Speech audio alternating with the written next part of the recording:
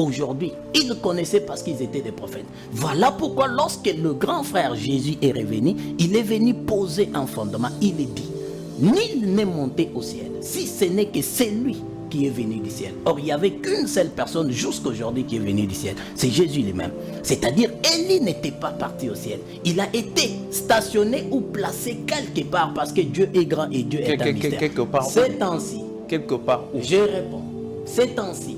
Quand Jésus est en train de témoigner de Jean le Baptiste, il dit, on vous avait dit que Élie, le prophète, reviendra. Il doit Jean le Baptiste.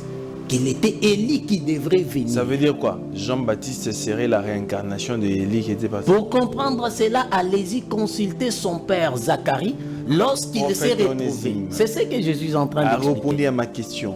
Jean-Baptiste était la réincarnation. Effectivement.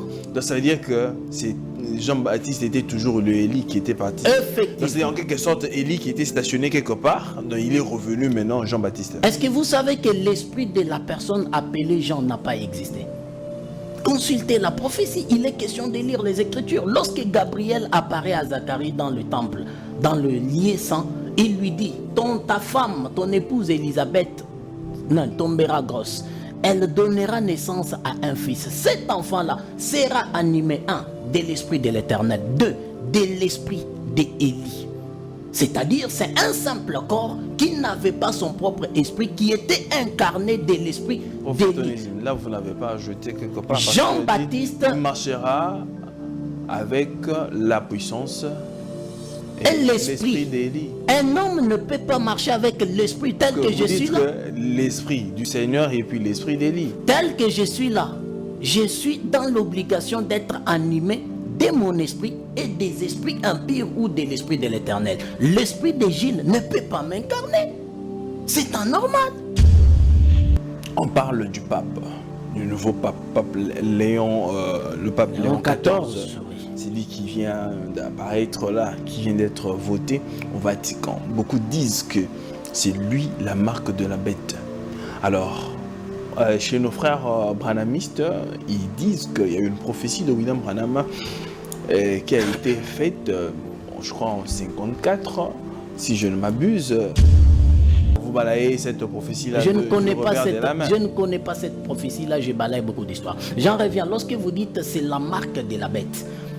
Quand nous rentrons dans les Écritures, la marque de la bête interviendra quand?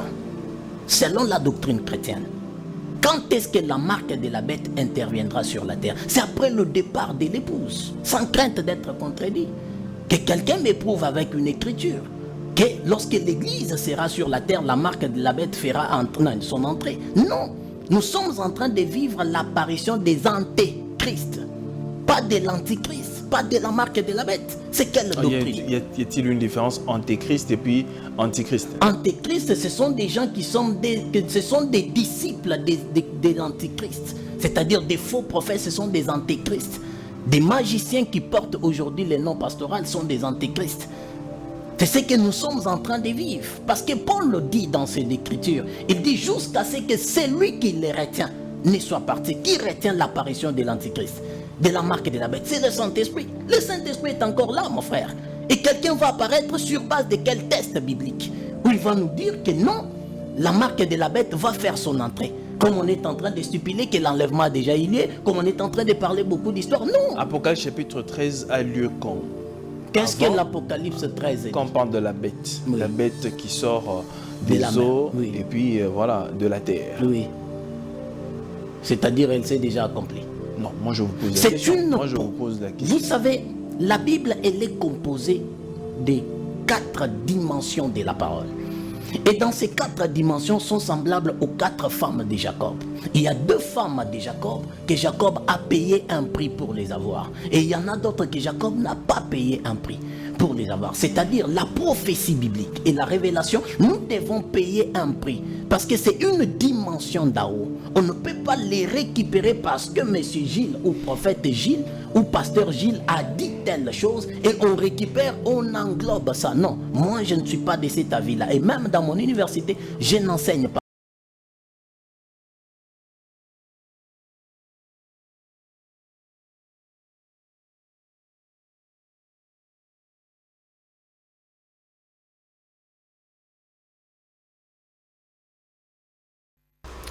Mesdames et messieurs, très chers téléspectateurs, merci de nous faire confiance. Merci de suivre cette émission. Merci d'être connectés sur Congo Buzz Télévision, la chaîne de la Nouvelle République. Aujourd'hui, ce jour, je reçois un homme de Dieu. Avec lui, nous parlons sur le prophétisme, nous parlons sur la voyance, nous parlons aussi sur le ministère des anges, parce que c'est un sujet un peu de beaucoup de controverses. Il y a de ceux qui acceptent, il y a de ceux qui rejettent. Nous en parlons avec notre invité de ce jour qui nous fait l'honneur d'être avec nous. Ce soir, lui, c'est le prophète Ndaya qui n'est plus à présenter. C'est quelqu'un qui est avec nous assez régulièrement quand le temps se présente. Il est là, à qui je dis bonsoir et bienvenue, prophète. Bonsoir et merci mon frère Gilles. Tu vas bien?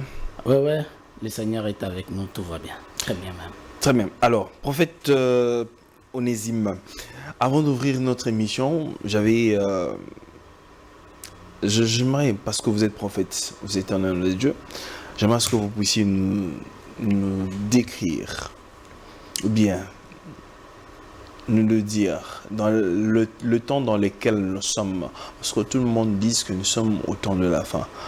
Êtes-vous aussi d'accord avec ceux qui disent que nous sommes au temps de la fin? Bon, en effet, je ne serai pas d'accord avec ce que les gens disent, mais je serai d'accord conformément à ce que la Bible a prédit. Okay. C'est-à-dire, la Bible, si la plupart disent que nous sommes vers le temps de la fin, c'est par rapport à l'accomplissement de certains signes prédits par Jésus lui-même, par le prophète et les apôtres. Vu que l'accomplissement de certaines prophéties sont en train de se réaliser, voilà pourquoi on déclare que nous sommes vers le temps de la fin. Parce que certainement, nous sommes à une époque où nous devons vivre l'accomplissement de toutes les prophéties prédites par le prophète, les apôtres, ainsi que Christ lui-même. Alors, en voyant, en lisant cela, c'est ainsi on peut déclarer que nous sommes vers le temps de la fin. Or, quand on parle concrètement du temps de la fin, c'est-à-dire c'est la fin de la mission de l'Église sur la terre ou dans les nations. C'est ainsi on parle du temps de la fin. Voilà pourquoi j'ai dit je ne serai pas en commun accord avec ce que les gens disent, mais je serai en commun accord de ce que la Bible a prédit. La Bible nous a prédit que vers le temps de la fin, si on consulte Matthieu 23, on lira les signes du temps de la fin. Si on consulte les épîtres de l'apôtre Paul, les épîtres de Pierre et de Jean, on lira ce qui est en train de s'accomplir aujourd'hui. Cela prouve à suffisance que nous traversons une époque où Jésus, le Fils de l'homme, revient pour récupérer l'épouse. C'est ainsi on peut dire que nous sommes vers le temps de la fin. Nous ne sommes pas au temps de la fin, mais nous sommes vers le temps de la fin. Nous nous approchons du temps de la fin, c'est ça? Bon, concrètement, nous sommes au temps de la fin. Parce que le Fils de l'homme apparaît d'ici là. L'apôtre Paul, le grand frère Paul, comme j'aime toujours l'appeler, il a dit aux Romains, la nuit a tellement avancé et que le matin est proche. Or, la fois passée, lorsque j'étais de passage ici, je vous avais dit, l'Église traverse l'éveil et non les airs. Et quand nous regardons l'éveil conformément à Jésus, en Marc 13, il nous parle de 4 veilles. Et lorsque Paul le dit, la nuit a tellement avancé et que le matin est proche. Or, la dernière veille, nous voyons l'étoile du matin qui apparaît. C'est-à-dire, nous ne sommes plus le soir, nous ne sommes plus à minuit, comme certains le confessent, que nous sommes pendant la nuit ou le milieu de la nuit. Non, nous sommes vers le matin. Et quand on est vers le matin, c'est-à-dire nous sommes à la fin de la mission de l'Église. Donc, on peut dire nous sommes au temps de la fin. Nous sommes au temps de la fin. Croyez-vous, plutôt, l'Église aujourd'hui attend l'enlèvement ou bien la seconde venue? L'épouse. Jésus ne reviendra pas prendre l'Église, il viendra prendre l'épouse. L'épouse attend le retour de son mari. Oui, ce retour-là, c'est quoi? L'enlèvement ou bien la seconde venue? Ça s'appelle l'enlèvement, le départ du corps. Mais pourquoi pas la seconde venue? Quelle seconde venue? Quand Jésus reviendra pour la deuxième fois. La première fois, la première venue, comme on l'a toujours dit, lorsque Christ est venu comme étant le dernier Adam, il était venu premièrement pour le brebis d'Israël qui était perdu. Et dans cette mission-là, il y avait une particularité qui était réservée aux nations. Et comme Israël n'a pas pu écouter la voix de son maître, la voix de son époux, c'est ainsi que Christ a essayé de se détourner pour peu de temps vers les nations. Voilà pourquoi vous voyez, quand on est venu l'arrêter à Gethsemane, Pierre a fait sortir son couteau, il a coupé l'oreille de Malpiche. Malpiche est l'image, les soldats que Pierre avait coupé l'oreille. Il est l'image d'Israël. Donc pour le moment, ils ont des oreilles, ils n'entendent pas. Ils ont des yeux, ils ne voient pas, parce que Christ a essayé de tourner son dos vers les nations. Il a tourné son dos vers Israël, comme nous le voyons dans l'histoire de la femme qu'on appelle la femme de perte de sang. Lorsque Jésus était parti pour aller guérir la fille de Jairus de 13 ans, la femme aussi qui avait 13 ans de perte de sang. C'est ainsi la femme qui prend l'image de l'Église et la fille de Jairus qui prend l'image d'Israël. Donc dans cette marche-là, Jésus s'est arrêté un tout petit peu.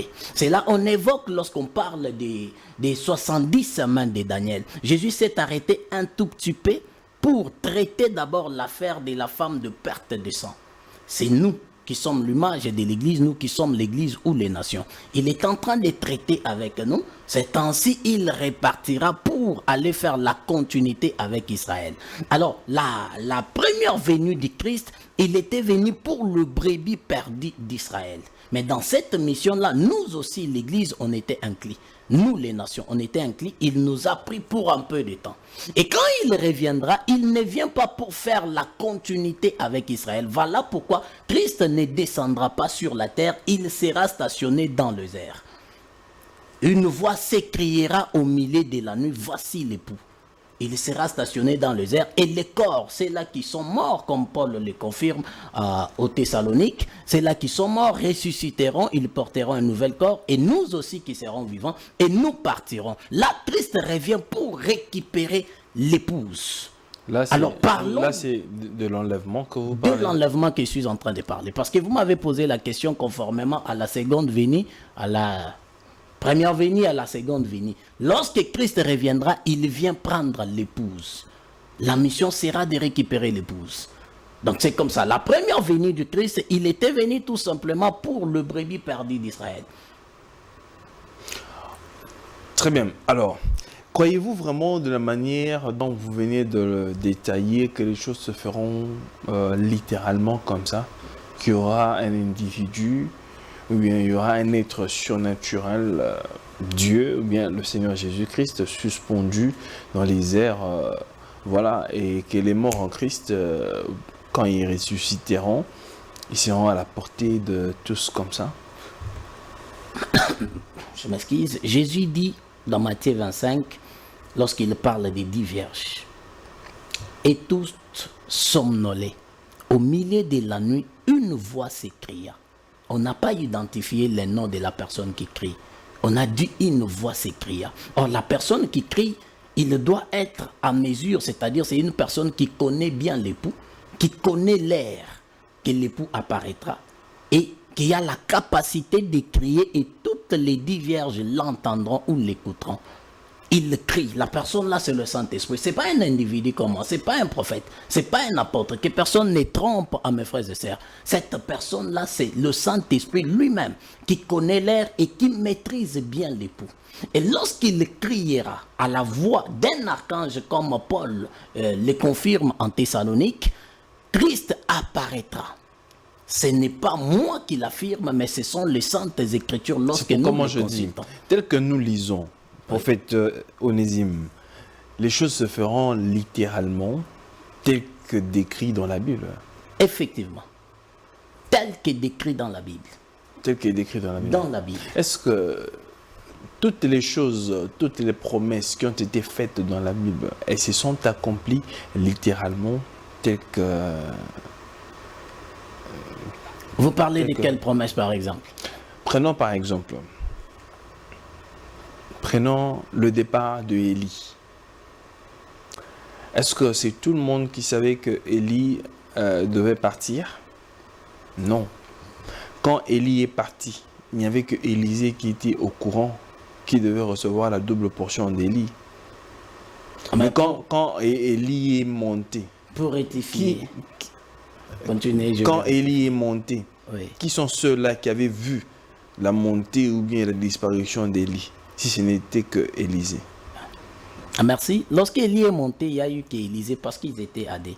Ils étaient séparés par un char de feu qui les a séparés et Élie fut emporté par un tourbillon.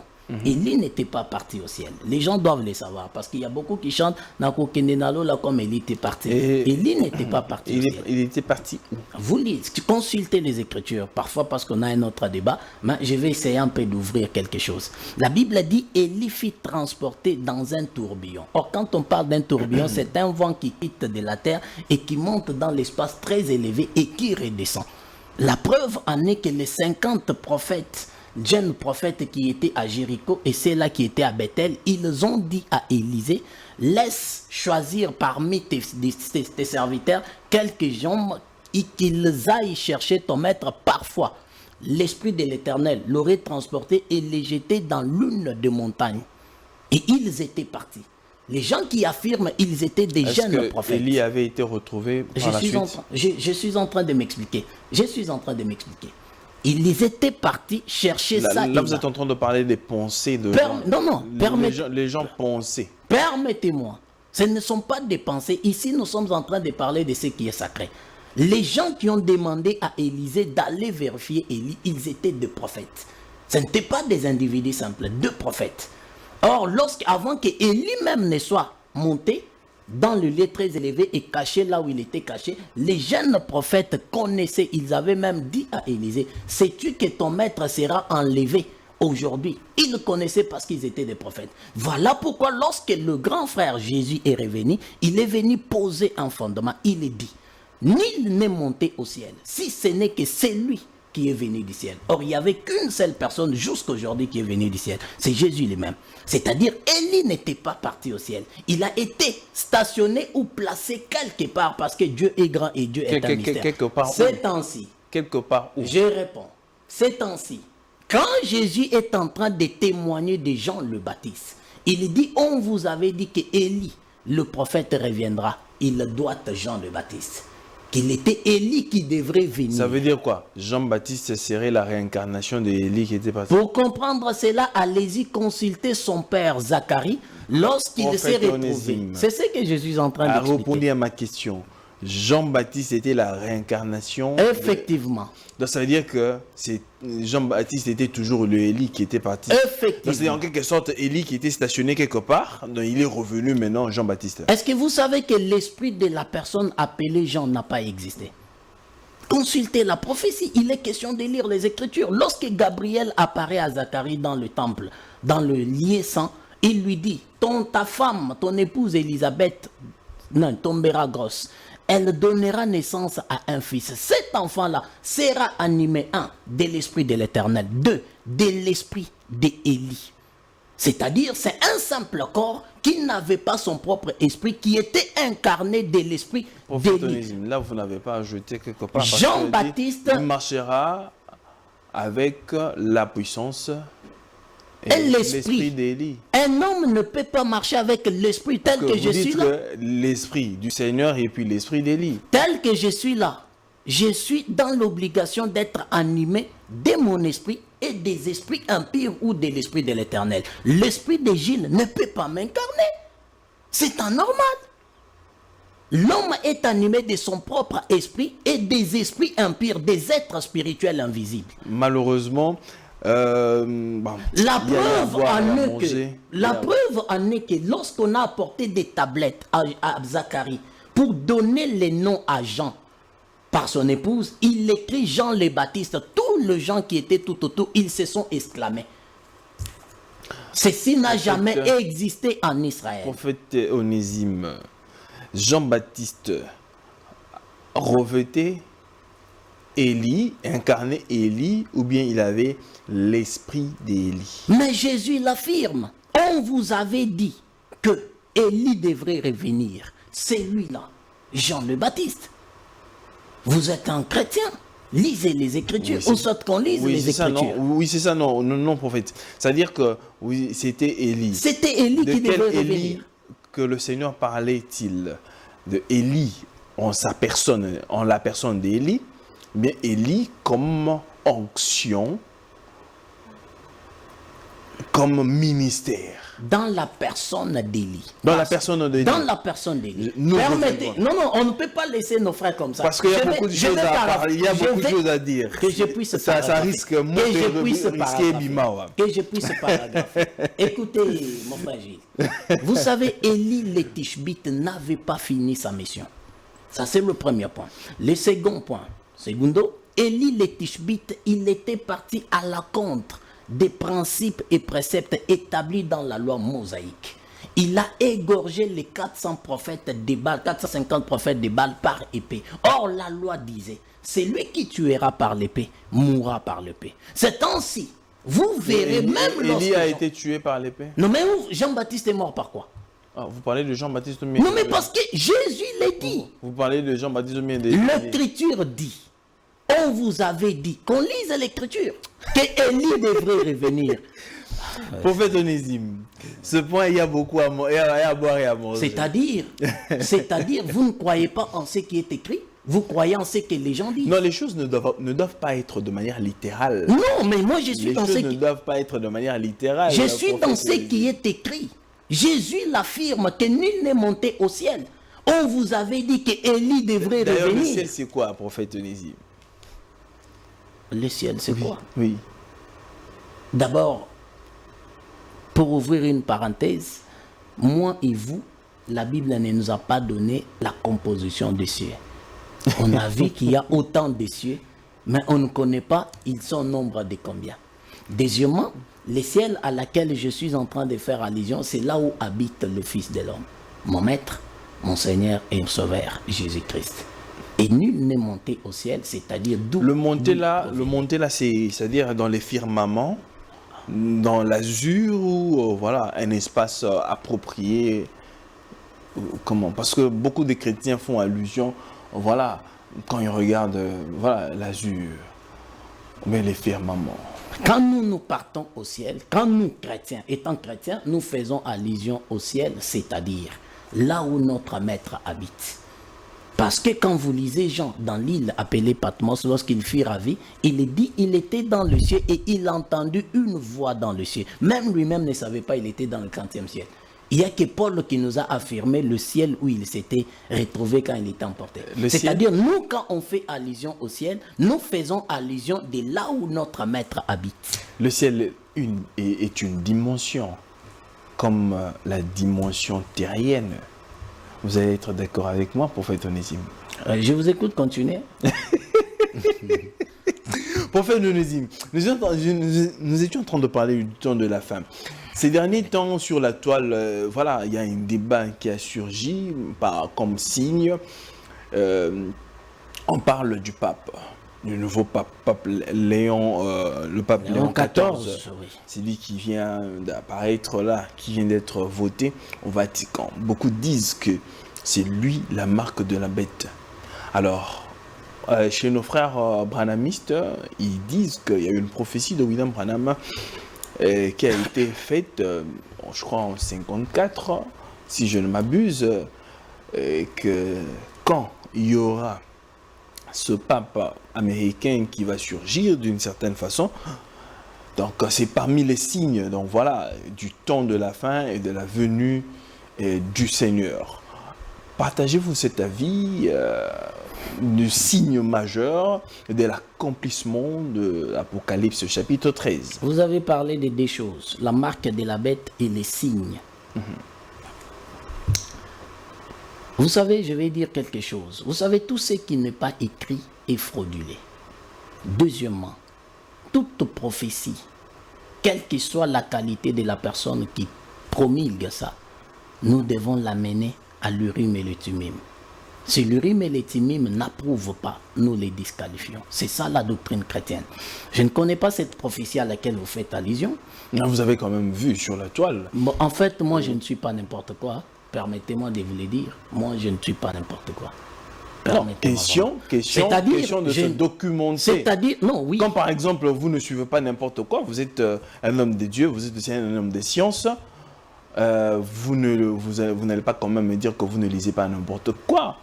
C'est-à-dire dans n'importe quoi, dans le sens que c'est comme Karl Marx, vous n'allez pas le lire parce que Karl Marx s'oppose à Dieu. Non, je n'ai pas dit ça. Voilà. Lorsque j'ai dit je ne suis pas n'importe quoi, il y a des choses à laquelle on est appelé à ne pas suivre.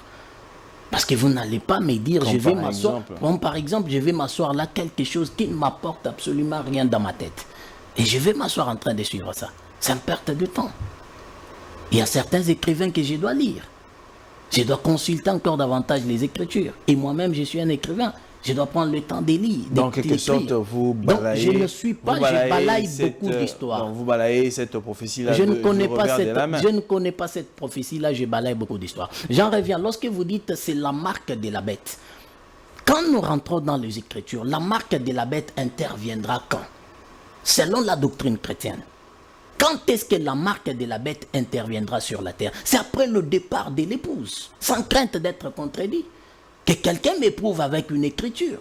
Que lorsque l'église sera sur la terre, la marque de la bête fera son entrée. Non, nous sommes en train de vivre l'apparition des antéchrists.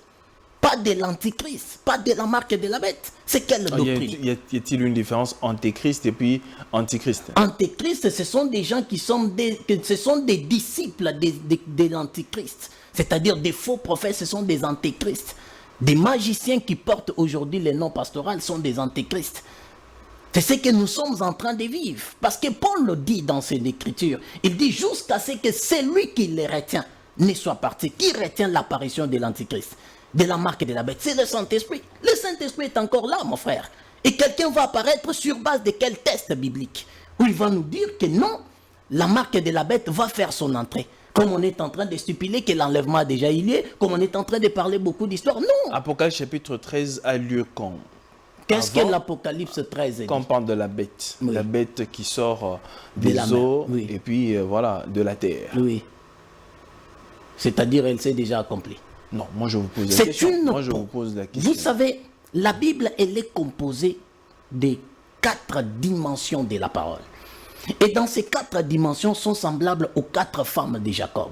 Il y a 2 femmes de Jacob que Jacob a payé un prix pour les avoir. Et il y en a d'autres que Jacob n'a pas payé un prix pour les avoir. C'est-à-dire la prophétie biblique et la révélation, nous devons payer un prix. Parce que c'est une dimension d'en haut. On ne peut pas les récupérer parce que M. Gilles ou prophète Gilles ou pasteur Gilles a dit telle chose et on récupère, on englobe ça. Non, moi je ne suis pas de cet avis-là. Et même dans mon université, je n'enseigne pas comme ça. Les 2 autres femmes, Bila et Zilpa, c'est l'image de la connaissance et la doctrine. C'est ce qui est terrestre.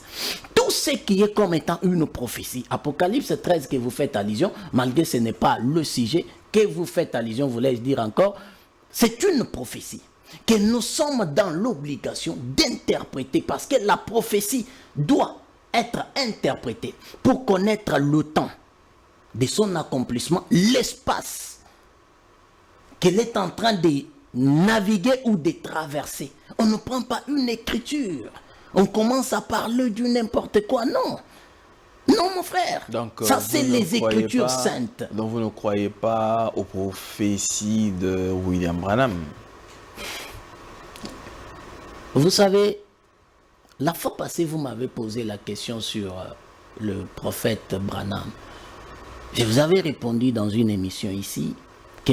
Oh, ce n'était pas en off, mais c'était au cours d'une émission. C'était au cours d'une émission. Ok. Je vous avais dit, le grand frère Paul dit à Hébreux 13, parce que moi je crois que c'est Paul qui a écrit les livres d'Hébreux, il dit, si vous voulez imiter ceux-là qui vous ont précédé, regardez quelle a été leur marche et leur fin, imitez leur foi.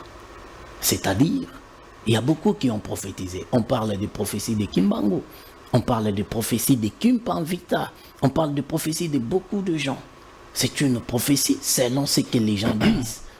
Il avait dit, il avait promulgué, quelque chose s'est accompli, telle chose s'est accomplie, mais moi personnellement, à la lumière des Écritures, je n'englobe pas tout. Prophète Onésime,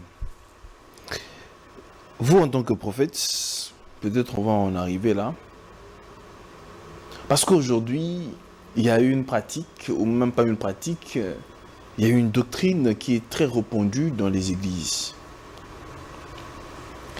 Nous ouvrons officiellement notre émission Ce n'était que une période, voilà, une zone, voilà. Parce que les prédicateurs aujourd'hui apportent la parole de Dieu dans les églises, disent des choses. Ils épuisent toujours dans la parole de Dieu. Le ministère des anges, existe-t-il, oui ou non? Le ministère des anges, d'abord je rectifie aussi quelque chose. Il n'épuise pas dans la parole de Dieu, il épuise dans les Écritures. La Bible n'est pas la parole de Dieu. La Bible sont les saintes Écritures qui cachent la parole de Dieu. La parole de Dieu, c'est la Bible interprétée. On fait sortir la parole qui est la personne du Christ. Le ministère des anges, conformément aux écrits, on a écrit que le ministère des anges existe. Dans la Bible, ministère des anges, ça existe. Mais la pratique, c'est là qu'il y a un problème. Parce que ministère veut dire tout simplement service. Les anges sont au service de Dieu pour les humains. C'est tout un ministère qu'ils sont en train d'exercer. Ça existe. Les anges sont au service de Dieu pour les humains ou bien les anges sont au service des humains? Ils sont au service de Dieu. Ce sont des êtres que Dieu a créés à son service et il les envoie auprès de ses créatures, autres, appelés humains, ses enfants en quelque sorte. Alors, dans la hiérarchie, si on peut le dire comme ça, entre un être humain et un ange, qui est beaucoup plus supérieur? Dans la hiérarchie, aujourd'hui, nous avons au moins deux types d'alliances. Et nous avons devant Dieu, il y a au moins trois peuples. Primo, nous avons Israël, qui a traité la première alliance avec Elohim. Secondo, nous avons l'Église, nous, les nations, l'Église. Et perso, nous avons le païen. Et chacune de peuples a une prophétie à laquelle ils attendent. Israël attend la restauration et le retour du Messie pour la continuité de sa marche. Nous, l'épouse, l'Église, nous attendons l'enlèvement, le retour de notre époux, afin que nous puissions aller habiter avec lui. Les nations attendent le jugement dernier. Alors, parler de l'humain, les anges dans la hiérarchie, comme vous avez évoqué les termes, les anges et les humains. On doit spécifier, il s'agit de quel humain là? Si je peux aller très loin en consultant l'apôtre Paul, le grand frère Paul, à 1 Corinthiens, je crois, le chapitre 6 et le verset 3. Le grand frère Paul stupide quelque part, il dit, ne savez-vous pas que nous jugerons les anges? C'est-à-dire, l'humain appelé chrétien, fils de Dieu, parce que qui dit chrétien, c'est celui qui est conduit par l'Esprit de Dieu. C'est celui-là qui est chrétien. Ce n'est pas tout le monde qui s'autoproclame chrétien ou serviteur de Dieu. Les fils de Dieu jugeront les anges. C'est une question que Paul a posée aux Corinthes ou à nous l'Église. C'est-à-dire, les enfants de Dieu, dans la hiérarchie, comme si on peut parler de hiérarchie, les enfants de Dieu pèsent devant par rapport aux anges. Mais, une chose aussi à parler, les anges, à épingler, voulais-je dire, les anges, il y a une diversité des anges. Parce que nous parlons des anges, mais il y a autant de qualités des anges au ciel que je peux énumérer en passant. Nous avons des anges, nous avons des archanges, nous avons des chérubins, nous avons des séraphins, nous avons le deux types qui n'existent pas dans la prophétie, mais dans la connaissance, ça existe. Les 4 êtres vivants et les 24 veillards. Mais dans la prophétie, quand nous voulons les interpréter, ils n'existent pas. C'est juste une figure de certaines personnes et d'Élohim lui-même. Alors, dans cette catégorie, dans cette dimension-là, parlerons de quel ange? Prophète Onésime, quelle est l'utilité, encore l'importance des anges dans la vie des croyants, mais des chrétiens? L'importance et l'utilité des anges, la première des choses, lorsque ces êtres-là viennent envoyés par Dieu, il vient avec pour mission de m'épargner à quelque chose. Je peux donner l'exemple, comme on dit par le grand frère David, il dit, l'ange de l'Éternel tourne tout autour de ceux-là qui les craint pour. Il nous enlève de certains dangers. Première utilité. Deuxième importance, ils viennent pour me communiquer un message. Comme le grand frère Paul, lorsqu'il partait vers Rome, ils ont voulu faire naufrage et un ange était à Paris, il lui a donné un message de ne pas avoir peur. Voilà l'importance et leur utilité. C'est-à-dire, ce sont des êtres, lorsque Dieu l'envoie, ils viennent t'apporter un plus dans ta vie. Il peut apparaître ou ne pas apparaître, mais l'important c'est de poser l'acte. Une personne ou bien un croyant a-t-il la possibilité d'avoir, voilà, avec lui des anges comme protection d'une certaine façon? Mais vous devez savoir une chose, on est que c'est pas nous qui invoquons les anges. C'est pas nous qui choisissons les anges. C'est pas nous qui appelons les anges. C'est Dieu dans sa souveraineté. Oh. Il s'est disposé. Il dit, je peux doter à Onésime de l'ange tel, de 2 anges, 3 anges. Et par moment, Onésime est inconscient. Il ne sait pas qu'il marche avec les anges. Par là, je voulais aussi demander, prophète, est-il possible d'évoquer les anges? Ça, c'est la doctrine des démons. Comment ça, la doctrine des démons? Parce que vous ne connaissez pas comment appeler les anges. Deuxièmement, depuis leur création jusqu'à aujourd'hui, par les restes de leur ministère, c'est Dieu seul qui les mandate auprès des hommes. Aucun homme n'a invoqué les anges, excepté Daniel, je crois, qui avait demandé que l'ange revienne. Il dit qu'Abigaël, c'est pas Daniel, voulais-je dire, Manoah, le frère, le père de Samson, lorsque son épouse est venue lui parler de l'ange de l'Éternel qui lui était apparu, il est allé demander que cet homme-là revienne pour confirmer. Et ça fait partie, c'est un grand enseignement, ça fait partie des dogmes vraiment de l'ancienne alliance. Vous ne pouvez pas croire tout simplement à ce que... C'est comme si vous êtes en train de vous contredire. Vous dites que aucune écriture stipule que on peut évoquer ou encore invoquer. Parce que je parle du verbe évoquer puis invoquer. Ok. Vous dites qu'il n'y a aucune écriture. Mais là, vous venez de prendre une écriture de Manoach qui a fait appel à l'ange. Il a demandé à qui? Il a demandé à Dieu. Mais bien sûr que oui. Oui. Quand par exemple on a besoin, on a un certain besoin, est-il prohibé, interdit de faire appel ou bien faire recours aux anges d'une certaine façon? Oui, pourquoi je dirais oui? Manoah a demandé à Dieu. C'était dans l'ombre. Le rôle que les anges jouaient, l'ange là qui était apparu à l'épouse de Manoah et à Manoah lui-même, il s'appelait l'ange de l'Éternel. Quand Manoah lui a demandé son nom, il a dit mon nom est merveilleux. Et la mission ou l'apparition de l'ange de l'Éternel s'est arrêtée lorsque Jésus est né. Parce que c'était Elohim lui-même, Dieu, Jésus lui-même qui apparaissait sous forme d'un ange appelé l'ange de l'Éternel, qui était différent de tout autre ange qui pouvait apparaître devant les gens. Manoah a demandé. Comment s'appelait cet ange-là? Il s'appelait l'ange de l'Éternel. Il a répondu. Il n'avait pas de nom. C'est ça le nom qu'il apparaissait avec. L'ange de l'Éternel. C'est-à-dire l'Éternel lui-même sous forme d'un ange.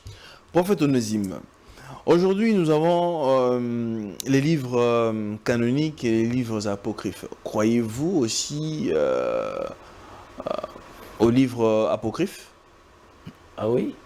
Comme par exemple Enoch, les livres de Jubilé, livres de Maccabée, autant d'autres livres. Croyez-vous en ces livres-là? Vous croyez qu'Enoch avait écrit? Enoch n'avait pas écrit. Jude dit, Enoch avait prophétisé. Jude a sondé cela avec l'esprit d'Élohim. Oui, voilà. C'est-à-dire que Jude a regardé, il dit que Enoch a prophétisé. Oui. Le prophète Isaïe a aussi prophétisé, n'est-ce pas, non? Oui. Nous avons un livre d'Isaïe. Oui. Est-ce que le fait que Enoch ait prophétisé, automatiquement on dirait il a juste prophétisé, il n'a pas écrit? S'il avait écrit, on allait en avoir. Oh. Quand déjà on a le livre, ça, c'est pour rire. Quand déjà on a le livre d'Enoch, ça veut dire que Enoch a écrit, mais seulement que par la volonté de ceux qui voulaient, voilà, qu'on ait ce livre Bible, que ce livre ne soit pas. Et une petite question, est-ce que vous avez déjà lu la totalité de cet livre-là d'Enoch? Oh, je lis régulièrement le livre d'Enoch. Vous lisez régulièrement. Vous avez déjà lu le livre d'Enoch de Kabbalah? Parce qu'il y a un livre d'Enoch de Kabbalah. Ça, je Moi, n'ai j'ai jamais déjà lu. lu et je vous demanderai même à mes frères et sœurs de chercher les livres d'Enoch de Kabbalah et prenez les livres d'Enoch, soi-disant notre frère en Christ. Mettez la comparaison. Ça veut dire. Vous allez lire, vous allez découvrir vous-même.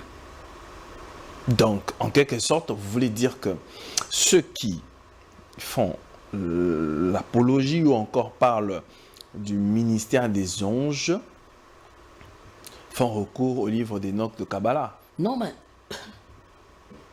ceux qui parlent du ministère des anges, je vous ai dit, le ministère, c'est tout simplement un service. Ça existe. Les anges exercent un ministère. Parce qu'ils viennent ou ils travaillent en faveur d'Élohim pour nous, les êtres humains ou ses enfants. C'est un ministère. Mais ceux-là qui consultent le livre d'Enoch ou Enoch, je les conseille, j'en reviens encore, de récupérer les livres d'Enoch de la Kabbalah. Et la réponse, chacun de nous découvrira ce qui se cache à l'intérieur. Ça veut dire quoi? Ce sont des pratiques de la Kabbalah juive? Vous savez, un jour, la plupart des pratiques qui se passent dans l'angéologie aujourd'hui, ce sont des pratiques de la Kabbalah juive et de la franc-maçonnerie. Parce que pour épingler quelque chose, ça? vous allez entendre parler, on vous dira qu'il y a un ange qui s'appelle du nom de Raphaël. On vous dira, on parle Mais d'un la Bible ne décrit pas Raphaël, c'est ce que je mais dis. dans d'autres livres, comme dans le livre d'Enoch, dans d'autres livres, voilà, qui sont bibliques. La version qui sont- Tobie, voilà, c'est la version Ouais. Tobie qui parle de Raphaël. oui, Tobie. Oui. C'est celle la version Tobie qui parle C'est une histoire Non mais, réelle. non mais Raphaël veut dire quoi? Raphaël veut dire quoi? Raphaël c'est un hébreu qui veut dire guérisseur, l'éternel Dieu guérisseur. Dieu Voilà. mon guérisseur. Alors pourquoi vous rejetez cet ange-là? Non mais on parle de l'éternel Dieu, on ne parle pas d'un ange guérisseur. On parle de l'éternel Dieu mon guérisseur. Oui, dans le livre de Tobie. Dans le livre de Tobie, on parle de l'ange Raphaël. Non mais le mot guérisseur, on tire premièrement sa source, elle intervient à partir d'Exode 15, je crois, le verset 6 et 26, où Moïse parle où Dieu parle quand il y aura ceci, cela, et je serai là, je vous guérirai.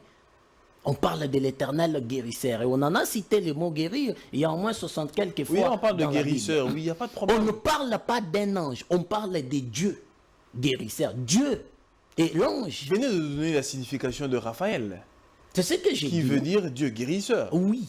Alors, si aujourd'hui on a cet ange-là, guérisseur, Il n'est pas un ange. Quand on parle de Dieu guérisseur, on n'a pas dit un ange guérisseur. On parle de l'éternel Dieu guérisseur. C'est un mot hébraïque. vous voulez dire quoi? Voulait dire que lorsque le Seigneur intervient en hébreu, on parle que Dieu est mon guérisseur. Dieu m'a guéri. Qu'en Il est Raphaël. Qu'en est-il de l'ange Raphaël? Il n'existe pas un ange Raphaël. Allez-y consulter les 70 génies de la Kabbalah.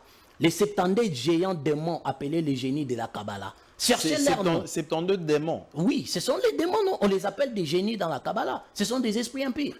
Ce sont des démons. Comment ça? Le démon qui règne dans la Kabbalah travaille avec 72 démons, 72 génies en quelque sorte. Et quand vous lisez les noms de tous ces 72 génies-là, vous trouverez, il y a un démon appelé génie qui s'appelle du nom de Raphaël. Et il tire sa source il œuvre dans la guérison. Donc vous voulez dire que même, c'est-à-dire l'ange Mégatron fait partie... L'ange Mégatron est écrit où? J'en reviens dans les Écritures. La Bible nous a présenté juste les noms des trois anges. Lucifer, Michael et Gabriel.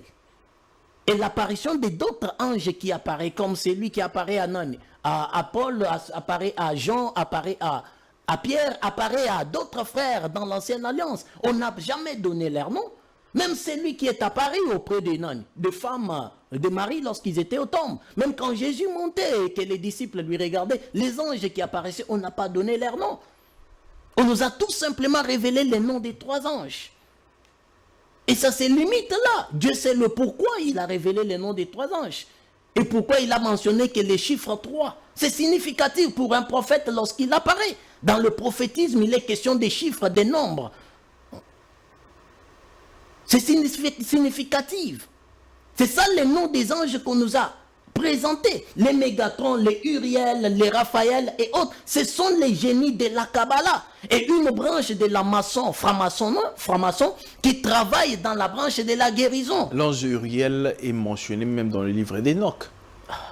Dans le livre d'Enoch, pas le livre d'Enoch de Kabbalah que vous venez de citer là, mais plutôt dans le livre d'Enoch que nous connaissons ici, Enoch le 7e. Le 7e. L'ange Uriel est approuvé là-dedans. Mais lisez la Kabbalah. Vous savez, l'apôtre Paul dit, le grand frère Paul dit aux Galates, je vais lire un petit verset, on doit lire quand même la Bible. Galates 1, le verset 8. Mais quand nous-mêmes, quand un ange du ciel annoncerait un autre évangile que celui que nous avons prêché, qu'il soit anathème.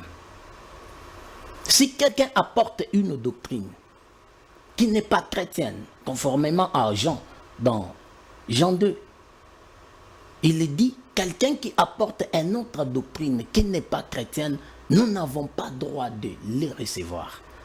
Et nous n'avons même pas droit de lui dire salut. Quand vous déjà vous ponctuez, vous acceptez que le ministère des anges est biblique, c'est bon, ok, c'est bon. On accepte, on prend. Maintenant, quand par exemple quelqu'un ferait appel aux anges, par exemple protecteur, un ange de... Je vous ai dit, on n'appelle pas les anges. Comment on n'est pas appelé les anges? Vous allez les appeler sur base de quoi? Pour quel prétexte? Parce qu'aujourd'hui, nous sommes dans la nouvelle alliance. Nous avons le Saint-Esprit qui joue le rôle dans sa totalité que les anges jouaient dans l'ancienne alliance. Au début, vous avez dit que les anges sont au service des hommes. C'est ce que je suis en train de dire. Si par exemple, par rapport au service, j'ai besoin d'une aide quelconque, ils sont là à mon service. C'est comme mes gardes. On ne nous a pas spirituel. Vous avez une écriture dans la Nouvelle Alliance qui approuve à suffisance qu'un apôtre avait fait appel à un ange.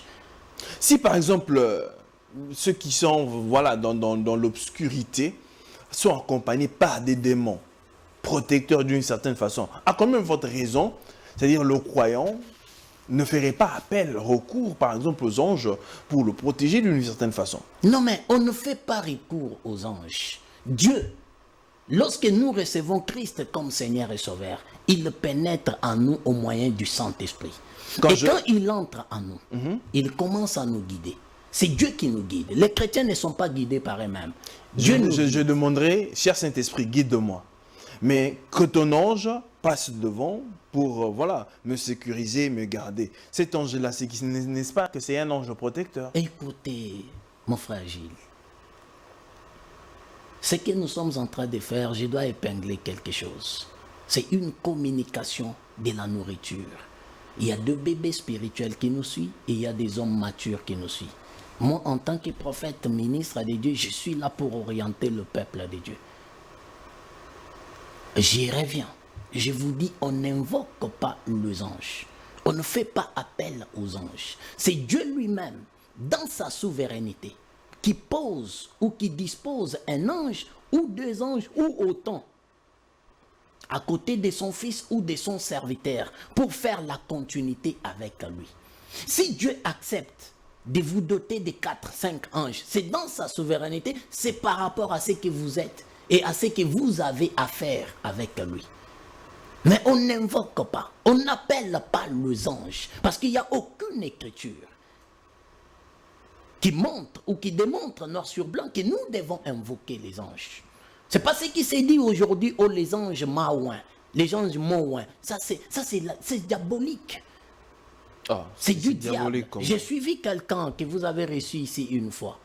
Il a dit, je crois c'était sur une chaîne là, dans place, qu'il a été oint par les anges. C'est diabolique. Oh, c'est diabolique comment? Mais je vous dis, il n'y a aucune écriture qui prouve que maintenant je ne peux pas appeler quelqu'un au ministère. C'est la raison pour laquelle Jésus a été crucifié à la croix. Parce que quand on a cherché selon la promesse, les choses n'ont pas été telles quelles. C'est pourquoi au début, peut-être on parlera aussi des prophéties de la Bible et de ses accomplissements. Parce que la prophétie qui avait été faite pour Jésus, il dit, voilà, un fils vous sera né, on lui donnera le nom d'Emmanuel. Il y a eu de grands prophètes, des souverains sacrificateurs qui étaient là. Eux tous observaient sur la prophétie. Mais quand Jésus est né, on lui a donné le nom de Jésus, et non le nom d'Emmanuel. Jésus né dans une étable qui a bouleversé, qui a changé la donne. Automatiquement, on a rejeté Jésus jusqu'à ce qu'on l'a amené à la croix. Estimez-vous vraiment que les choses de Dieu se font la manière dont nous on veut, la manière dont nous on voit? Prophète Onésime. Non. Les choses de Dieu ne se font pas à la manière des hommes. Ah voilà. Dieu a établi l'Urim et les Thummim à laquelle nous devons nous conformer. Tout ce qui n'est pas écrit, tout ce qui n'est pas soutenu par les Écritures, c'est diabolique. Mais vous dites que tout ce qui n'est pas écrit, tout ce qui n'est pas soutenu dans la Bible est diabolique. Mais on a plusieurs passages dans les écrits, dans la Bible que nous avons, le livre, où on fait allusion à d'autres livres. Où puise-t-il ça? Parce que ça n'a pas de fondement dans le livre papier, par Louis II, Semeur que nous avons. Quand par exemple ces gens-là font allusion à ces livres-là, pouvons-nous toujours prendre ça, mettre ça en considération? On a plusieurs livres dont on fait allusion à la Bible. Oui, certains auteurs. Certains auteurs qui font allusion par exemple à tel auteur, mais ce livre-là, cet auteur-là ou bien ce livre-là n'est pas repris. Ce que l'auteur a écrit n'est pas repris dans la Bible. Regardez le contexte de ce que l'auteur a écrit. Maintenant là, vous évoquez ça, c'est purement, le contexte. ça, c'est dans la science humaine. Ça, c'est dans la réflexion humaine. Non, c'est dans la science humaine. Je suis écrivain. Je peux consulter votre ouvrage et je trouve que vous avez dit ou écrit quelque chose de très important. Je peux prendre et annexer pour que le conseil continue auprès de nos frères et sœurs qui consulteront mon ouvrage. Quand Jésus est venu, il a dit « Prenez ceci en mémoire de moi ». Et il a pris le vin et puis voilà, le pain. Et les souverains sacrificateurs l'ont traité de vampire. Il dit que nous puissions boire son sang. Où est-ce que c'est écrit tout ça là? Parce qu'on cherchera toujours là où c'est écrit, prophète. Écoutez. Vous savez, la Bible ne se contredit pas. Ça, je suis tout à fait d'accord. La Bible se complète et s'interprète elle-même. Les actes que Christ a posés, c'était des actes, la plupart, Jésus a posé beaucoup des actes dans l'ancienne alliance, dans l'ombre. La nouvelle alliance a commencé lorsque le soleil est parti et ressorti, après 3 heures. Nous débutons la nouvelle marche qu'on est en train d'exercer aujourd'hui. Ce que Jésus a posé dans l'ombre, nous les prenons en tant que prophète, en tant que ministre. On le met sur la table, on l'interprète. Voilà pourquoi il a dit, quand l'Esprit viendra, vous enseignera toutes choses. Et l'Esprit m'aide à comprendre et à les fixer. Si c'est dans la prophétie ou dans la révélation, je les fixe. Et du point de vue doctrinal, et nous continuons. Le Seigneur a dit que le Saint-Esprit vous enseignera toutes choses. Vous n'avez jamais lu l'Écriture? Non, je suis tout à fait d'accord. Oui. C'est lui-là qui a montré les événements futurs qu'il allait avoir, les événements passés, présents et puis futurs. Était-il le Saint-Esprit ou bien c'était un ange? Quel genre d'événement? Je parle de Jean. Dans l'Apocalypse. Dans l'Apocalypse. Qui était la nature de cet être-là? C'était le Saint-Esprit, mais c'était un ange. Jean était pris. Monté au ciel. J'interprète. Répondez à ma question. Nous sommes pratiquement à la fin de l'émission. Je réponds. Jean était pris par Jésus qui lui est apparu. Jésus a apparu à Jean. Lisons l'Apocalypse, non? Lisez l'Apocalypse chapitre 1. Moi, on parle maintenant ici de l'ange qui a fait voir à Jean. Oui. Mais la première personne, ou le premier être qui est apparu devant Jean dans l'île, c'était Jésus, avec la ceinture de cuir autour de la poitrine. Lisez l'Apocalypse. Et lorsqu'on l'a pris, les anges ont commencé à lui présenter certaines choses du passé qui se sont accomplies. Les anges ou bien l'ange? J'ai dit les anges parce qu'il y a autant d'anges qui lui ont parlé. Lisez l'Apocalypse. Ce n'est pas un seul ange qui lui a parlé. Parce que dans le tout premier verset, il est dit la révélation de Jésus-Christ que Dieu lui a donnée pour montrer à ses esclaves les choses qui doivent arriver bientôt, et il a signifié en l'envoyant par son ange, son esclave Jean. Oui. La révélation de Jésus qu'il a montré à ses esclaves, en l'envoyant, l'a signifié en l'envoyant par son ange. Dans la révélation de Jésus, mais c'est lui que Christ a envoyé, c'était un ange. C'est avec cet ange-là que Jean a traversé, a passé tous les chapitres d'Apocalypse et lui a fait montrer les choses. Dans chapitre 22, il a voulu... Dans chapitre 22, Jean a voulu adorer l'ange. Il lui a dit, ne m'adore pas. Je ne suis que ton compagnon de service, comme je le suis pour tes frères, le prophète, ou qui ont l'esprit de la prophétie. C'est-à-dire quoi? Jean, étant un prophète qu'il était, il était accompagné de l'esprit prophétique, un ange qui lui parlait.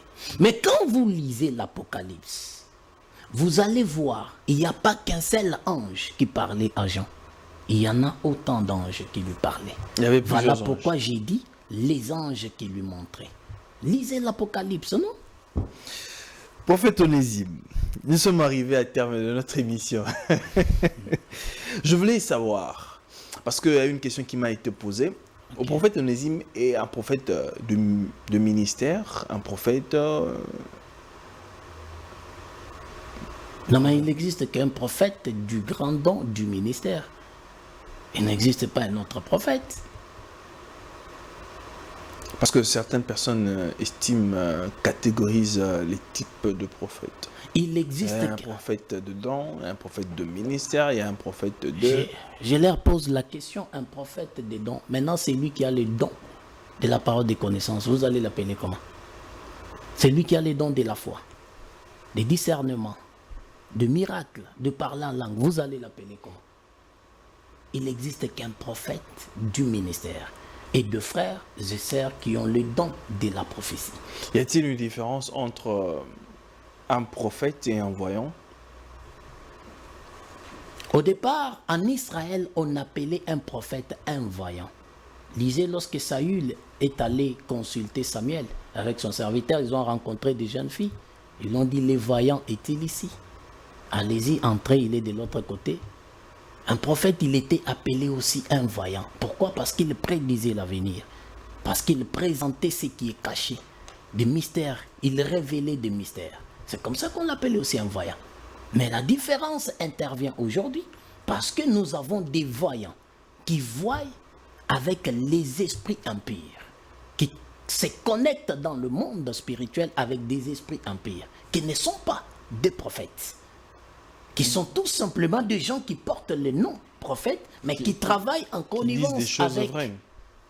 Qui disent des choses Mais vraies. quand vous captez le monde spirituel, vous pouvez préciser certaines choses. La femme de Python, elle avait affirmé que Paul était un serviteur et il amenait les gens sur la voie des dieux. C'était la vérité. Mais avec un Python. Mais pourquoi vouloir qualifier seulement les autres de ne pas être dans le vrai et voilà, dire qu'ils sont faux? Vouloir qualifier? Non. Non, on précise. Étant serviteur de Dieu, je suis appelé à préciser. Parce que je ne suis pas le premier ni le dernier. Alors, ça veut dire que on peut les subdiviser, c'est-à-dire le prophète n'est pas un voyant n'est pas aussi un prophète. Non, on ne peut pas les subdiviser. Parce que le mot prophète, le prophète de l'ancienne alliance, depuis Israël, d'où ce ministère prophétique a commencé à œuvrer, on les appelait des voyants. Donc, un prophète est aussi un voyant. C'est un voyant. On les appelait des voyants. Pourquoi? Parce qu'il précisait, il informait ce qui était caché de mystère. Mais j'ai donné maintenant la différence. Certaines personnes disent qu'il y a des prophètes écrivains aussi, qui ont seulement la plume, où ils peuvent coucher, écrire des choses. Et quand vous lisez, waouh, vous êtes frappé d'une certaine façon. Non mais, une fois, je parlais d'un ouvrage que j'ai écrit sur les 3 types de prophètes. J'avais donné les caractéristiques des prophètes. Nous avons des prophètes qui sont tout simplement accompagnés des dons de la voyance, c'est-à-dire les dons de connaître le mystère caché, qui n'ont pas de miracle. Isaïe n'avait aucun miracle. Jérémie, moment, Ézéchiel, jusqu'à Malachie. Ils ont opéré quel miracle? Mais ils étaient des prophètes. Ils ont dirigé le peuple pendant un certain temps, selon chacun dans sa dispensation. Nous avons des prophètes qui ont cette capacité-là de connaître le mystère et aussi accompagner des miracles. À l'exemple de Balaam, à l'exemple d'Élie, d'Élisée. Ils prédisaient le futur, ils informaient de mystère, le passé, et ils avaient de miracles. Et j'avais parlé aussi de notre caractéristique des prophètes Dieu, appelés des Ishi Elohim. Quel type de prophète êtes-vous?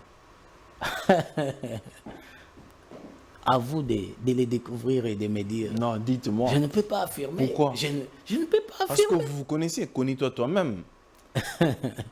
À vous de me le dire, je ne sais pas. Moi, je ne suis pas prophète. Non. Ou bien un voyant. Non, mais pour dire que tel et tel n'est pas censé être. Parce que je ne peux pas, moi, c'est comme si je suis en train de mettre Dieu à l'épreuve. Je ne peux pas vous dire, faites une prophétie. Non, ça ne marche pas comme ça, les choses de Dieu. Est-ce que vous prophétisez? Non, non, je ne peux pas le dire.